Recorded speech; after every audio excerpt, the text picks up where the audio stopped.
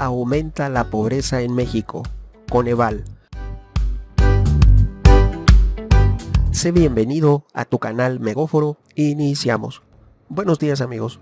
Les hablaré sobre el aumento de la pobreza en 3 años en México.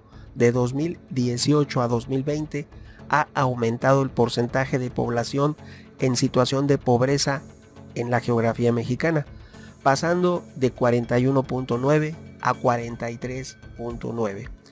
La medición de la pobreza la realizan varios organismos públicos, entre ellos el Coneval. Según los resultados que publicó en la primera semana de agosto de 2021 sobre medición de pobreza 2020, nos indica que la línea de pobreza por ingresos aumentó, esto es, hay más pobres. En 2018 el 14% tenía un ingreso inferior a la línea de pobreza extrema y hoy en día la pobreza extrema aumentó de 14 a 17.2, la extrema. Ahora bien, si aumenta la extrema, la pobreza normal tuvo también un aumento de 41.9 a 43.9. Esto quiere decir que en conjunto la pobreza aumentó demasiado, porque hay que sumar la pobreza normal y la extrema. Más de la mitad de los mexicanos hoy en día son pobres en alguna medida. No les hablo de clase media, les hablo de pobreza. ¿Qué carencias sociales tienen los mexicanos según Coneval? Se observa, paradójicamente, aquí tú analiza si hubo una pandemia y hay una alarmante deserción en la primaria, secundaria, sobre todo en escuelas públicas, porque se dice, según algunos padres de familia, la educación a través de televisión a distancia, muchos prefirieron sacar, y no les hablo de uno o dos, miles prefirieron sacar a sus hijos de la escuela porque no sabían cómo ayudarles a que tomaran clases a distancia por medio de la televisión. Entonces aquí tú analizas y la cifra que nos revela el Coneval de que el rezago educativo de 2018 a 2020 solamente aumentó 0.2%, lo cual es más que cuestionable porque evidentemente hay un enorme deserción escolar que no se quiere decir, que no se quiere informar a la opinión pública. Ahora bien, tú sabes lo que es la línea poblacional. Tú sabes que cada día nacen menos niños, cada día ingresan por la curva poblacional, porque nacen menos mexicanos cada día. Las mujeres hoy en día tienen menos hijos. Antes tenían muchos hijos, ahora tienen por lo regular 1 o 2 hijos. Por lo tanto, ya no se necesitan, cada día se necesitan menos escuelas de los niveles básicos. Y así va a ser paulatinamente hasta que la curva poblacional alcance los niveles más altos, como es universidad. Ahorita de momento, de acuerdo a la condición de la población, de acuerdo a los informes de INEGI, lo puedes consultar en la página de INEGI.gov.mx, ahí puedes consultar. El INEGI nos indica que hay menos niños y en los próximos 20 años va a haber una drástica disminución de niños que ingresen al kinder, a la primaria y a la secundaria. Por lo tanto, en lugar de contratar normalistas, deberían despedir normalistas que no están capacitados para dar clases en secundaria, tal vez probablemente, y que tal vez probablemente si se pasan medio año en tomas, mítines y en detener camiones como de productos como el Bimbo, la Coca, la Pepsi, como ha ocurrido recientemente en Morelia y en otras partes de la geografía, si detienen casetas para botear y todo, entonces ¿en qué momento ellos estudian? Además, si se inconforman por su plan de estudios, si no toman las materias que no quieren, ¿de qué manera pueden salir cualificados para dar clases incluso en secundaria? Porque ya se les admitió a muchos egresados de esas normales que den clases en secundaria. Ahora, ¿qué calidad puede tener una universidad pedagógica nacional y todos los organismos en torno a CENTE y CENTE? ¿Qué calidad pueden tener cuando fácilmente es como una máquina de tortillas que va otorgando certificados, diplomas y títulos a quien ellos quieren? Tal vez probablemente así sea, tal vez probablemente así suceda y tal vez probablemente no se tenga la calidad educativa y lógicamente, si tú lo observas, si te vas al presupuesto de egresos que se propondrá para 2022, va a ser el presupuesto de egresos de gasto en educación más grande en la historia de México. Les hablo de que se incluyan las partidas estatal, federal, municipal, de la federación separada de la Cámara de Diputados y de la Cámara de Senadores. Les hablo de que muchas dependencias fuera de la asignación en el presupuesto de egresos a educación, todos tienen partidas a educación. Incluso durante la pandemia se le dijo por parte del Rey del Castillo, les exhortó a los alcaldes, incluso con la apertura en agosto de 2021, para que ayudaran, impermeabilizaran y habilitaran las escuelas, los alcaldes, con el presupuesto reducido de las alcaldías, los estados, los municipios.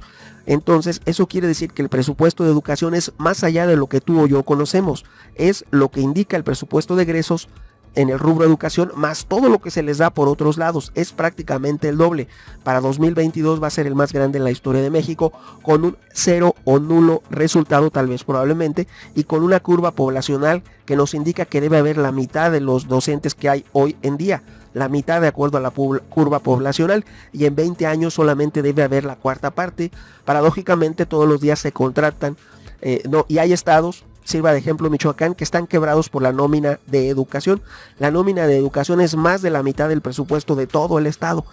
Entonces no puede un estado sostener una nómina tan obesa.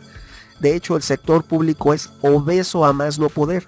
Tiene tal vez probablemente 100 empleados más, 100 a 1. Se ocupa uno y hay 100. O sea, y hay duplicidad, triplicidad de funciones. Hay organismos triplicados, cuatruplicados. El municipio tiene, sirva manera de ejemplo, tiene un instituto de jóvenes. No estoy en contra de los jóvenes, son la fuerza de México, pero sirva manera de ejemplo. El municipio tiene instituto de jóvenes, el estado instituto de jóvenes, la federación de jóvenes. Entonces ahí hay 3 organismos que hacen lo mismo. Lo mismo sucede en educación, cultura y en otros ámbitos que hasta cierto punto pudiesen ser justificados. Pero ya un DIF municipal, un DIF estatal y un DIF federal, bueno, así es como ocurre, duplican y triplican las mismas instituciones, el municipio, el estado y la federación, y todo eso lo pagamos los mexicanos. Ahora les sirva a manera de ejemplo, les voy a hacer un paréntesis.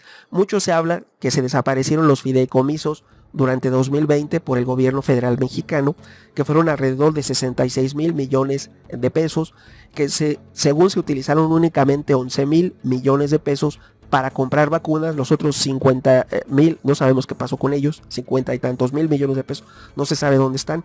El caso es que esos 11,000 millones para comprar vacunas, se habla mucho sobre 528 millones que se gastó en una consulta que no sirvió para nada, sálvese el ejemplo, pero se habla de gastos y gastos sin razón y sin motivo. Ahora bien, se está vacunando y se están enviando vacunas a países del Caribe, de América del Sur y países amigos de la ideología del gobierno actual en México. Les hablo del gobierno federal. Entonces, con esos 528 millones que costó la consulta, se podrían haber pagado 1 millón de vacunas. Bueno, ese millón de vacunas ya se regaló, y más de eso, unos 3, 4 millones ya se regalaron a otros países y se están vacunando a personas que no son mexicanos en ambas fronteras, la frontera norte y en la frontera sur. Entonces ahí se está gastando más que lo de la consulta, más de 528 millones, porque ya se gastaron miles de millones en vacunar a otros países que no son México. No digo que no hay que ayudar, pero cuando no puedes y no tienes dinero, pues no puedes ayudar más que en la medida de tus posibilidades, que es un uso limitado de los recursos y un uso razonable de los recursos que se van a emplear, porque el presupuesto federal es escaso. Ahora vemos, sirva el ejemplo, crece la pobreza en México, cierran miles y miles de negocios y el gobierno obtiene la misma recaudación por una fuerte estrategia de la Unidad de Inteligencia Financiera de la mano con el sistema de administración tributaria. El SAT y la Unidad de Inteligencia Financiera están presionando a todas las empresas privadas de México, pequeñas y grandes, para exprimir como una naranja todo, porque no son impuestos, imponen, te hacen una revisión de gabinete, una pequeña revisión, especie de auditoría, te imponen gigantescas multas. Entonces las personas dicen, ¿qué me sale mejor? ¿Un buen pleito o un mal arreglo? De hecho, un especialista que te vaya a arreglar tu situación fiscal te va a cobrar. Entonces, si la multa es menor a 10,000 pesos, todos la pagan. Entonces se espera que para 2022 la miscelánea que se apruebe va a ser extremadamente rigurosa con los pequeños contribuyentes, no la economía informal que está protegida y que son tal vez probablemente votantes en potencia, sino la cautiva, los contribuyentes pequeños que se dejan embelezar diciendo que el régimen de incorporación fiscal vas a tener exención el primer año, el segundo año y así que va a ser gradual. Todo eso lo pueden cambiar cuando ellos quieran. Sirva de ejemplo la bancarización. Toda cuenta puede ser revisada por la autoridad hacendaria, hasta la de los niños.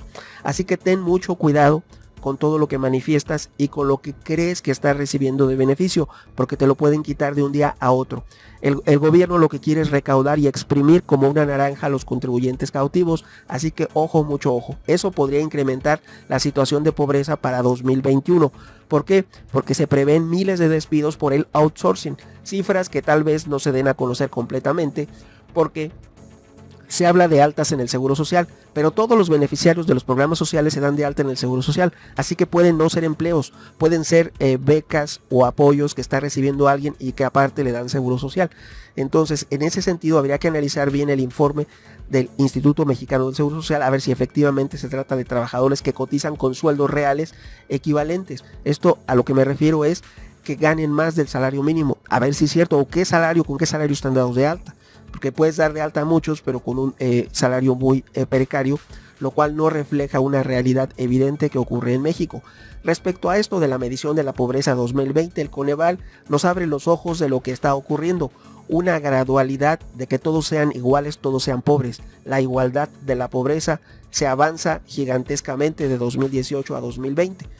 No les hablo únicamente del gobierno federal, les hablé de gobiernos municipales, estatales y federales, de todos los partidos políticos. No es para desgarrarse las vestiduras, es para analizar por el bien y en beneficio de México, ser mexicanos todos, no andar haciendo divisiones. Simple y sencillamente, si aumenta la pobreza, nos debe alertar a todos completamente y todos debemos trabajar en conjunto para disminuir esas carencias y ayudar a quien más lo necesita. Se está observando una extraña modificación que debe analizarse con comillas, con un ojo evidente. Algunas ONGs deben analizar el informe de Coneval, porque a mi manera de ver, lo que reportan, un crecimiento de acceso a los servicios de salud, es algo que puede no ser como ellos lo manifiestan. Puede tener errores, tal vez, probablemente, el informe de Coneval. Si bien reconoce que aumentó la pobreza, está diciendo que el acceso a los servicios de salud mejoró, lo cual con la pandemia, con las personas que están en las puertas de los hospitales, como ocurrió en la primera, la segunda y ahora en la tercera ola, es más que evidente que eso no es cierto, que eso de accesos a los servicios de salud es algo que puede estar muy bien en el papel, pero en los hechos puede no ocurrir. Se habla de que en algunas clínicas rurales en el interior de la geografía mexicana y pequeños hospitales carecen hasta de lo más básico, que son gasas y alcohol. Entonces no se puede hablar de acceso a los servicios de salud porque en tu localidad exista una clínica o tengas cerca un pequeño hospital, si no cuenta con insumos o con doctores que te atiendan. Por lo tanto, eso de acceso a los servicios de salud es más que cuestionable. El informe de Coneval, tal vez algunas ONGs puedan indagar más a fondo y desmentir o corroborar la información de Coneval. Una de las dos cosas, reconocer que efectivamente se indica porque hay una clínica cerca, aunque esa clínica no tenga medicamentos, no tenga doctores o esté únicamente el edificio vacío. Y aunque esté vacío, como se habla mucho de Chiapas o de estados del sur, donde hay hospitales que se inauguraron pero no funcionan, y no es de funcionan de un mes, ya tienen 1 o 2 años que no funcionan, fueron inaugurados, otros inaugurados en 2021 y no funcionan, no tienen personal, no hay nadie. Entonces eso no se puede llamar como acceso a los servicios de salud. Sin embargo, el indicador de Coneval dice que si estás cerca de una clínica ya tienes acceso, aunque no especifica si eres derechohabiente, si tienes derecho o no. O sea, ¿cómo vas a tener acceso si no perteneces a ese sistema de salud? Si hay una clínica del ISSSTE no te van a atender, si hay una clínica del Seguro Social igual, a menos que seas derechohabiente de esos lugares. Ahora, si es del INSABI, está abierta a la población general, pero ¿cuántas hay? ¿Dónde hay? Están habilitadas, funcionando, cuentan con medicamentos, tienen acceso a especialistas, se está atendiendo en realidad a la gente. Ahora bien, ¿qué otras carencias sociales hay? La calidad de los espacios de vida disminuyó. En 2018 había un 11% con viviendas de mayor calidad. La calidad de la vivienda disminuye en 2020 hasta 9.3. De 11 pasa a 9.3. 2 puntos prácticamente en disminución de calidad de la vivienda. Y tenemos acceso a los servicios básicos de vivienda. Disminuyó de 19.6 a 17.9. Esto quiere decir que hay nuevas viviendas que no cuentan con luz, agua y servicios básicos. Esos son los servicios básicos, el agua y la luz.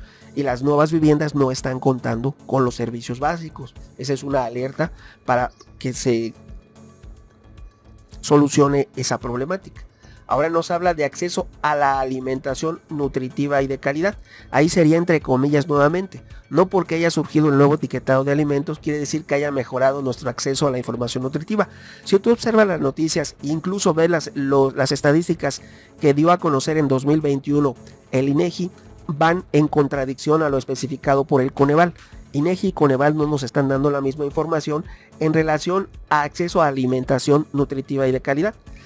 Efectivamente nos hablan de que la canasta básica ha aumentado su costo y si tú lo observas en 2020, a inicios de la pandemia en enero de 2020, podías ir y conseguir naranja a 8 o 9 pesos el kilo.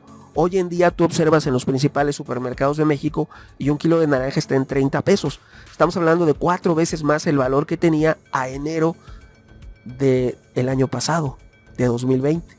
Y así lo puedes observar con un sinnúmero de productos. Ese nada más lo tomé como ejemplo, pero puedes tomar todos que han superado con creces el precio. Entonces los indicadores de INEGI respecto a la inflación tal vez probablemente están equivocados, no están haciendo bien su trabajo, porque si tú sales y observas los precios, todos han subido más de un 50%. En respecto a alimentación, todos, hasta lo que no es canasta básica, sean galletas, quesos, otro tipo de alimentos, han subido, todo ha subido desde lo básico a lo no básico. Entonces nos hablan de una inflación de 3, 4%, eso es falso. Más de duplicado está la canasta básica en solo un año, algunas cosas hasta 4 o 5 veces, lo cual no está reflejado en el índice nacional de precios al consumidor, el cual tal vez esté mal. Tal vez, no sé tú qué pienses, tú da tu opinión, deja el comentario si estás de acuerdo en el índice nacional de precios al consumidor, si efectivamente esa es la inflación. Si tú sales a la calle podemos ver que no, que todo aumentó más, pero ellos dicen que eso es. Entonces habrá que ver qué dice Coneval, qué dice INEGI. Aún así reconocen que hubo un aumento, pero no en la medida real. Esto no va a servir para comparar el modo de vida en años futuros en relación a 2021-2020, porque si hoy lo maquillan, más adelante ya no se podrá ajustar y reconocer un aumento que no se aplicó en su momento. Por lo tanto, esto de la medición de la pobreza de alguna forma debe hacer reflexionar a los funcionarios mexicanos, a la iniciativa privada, a la sociedad civil, a todos los mexicanos. Aquí no hay diferencias. Es un problema que nos afecta a todos en su conjunto. Las ciudades son todo, no nada más tu colonia. Todos tenemos que circular por todos lados y todos pertenecemos a una comunidad, a una ciudad y a un estado. En este caso, les hablo de a un país como México.